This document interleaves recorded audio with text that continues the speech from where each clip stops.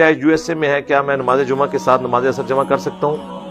امریکہ میں مصروفیت کی وجہ سے بالکل کر سکتے ہیں جی. اس کا طریقہ کار یہی ہوگا کہ آپ جمعہ کی نماز کے فوراً بعد عصر کے 4 فرض پڑھ لیں. بہتر تو ہے کہ اگر دوست وغیرہ ہیں تو جماعت کروا لیں. قرآن میں جگہ جگہ کہ اہل ایمان اپنی نمازوں کی حفاظت کرتے ہیں. حفاظت کا مطلب کیا پڑھتے ہیں؟ حفاظت کہتے ہیں ٹائم کے اندر کرنا, ٹائم گزار دینا, ضائع کرنا کہلاتا ہے. اس سے ہر نماز مراد ہے.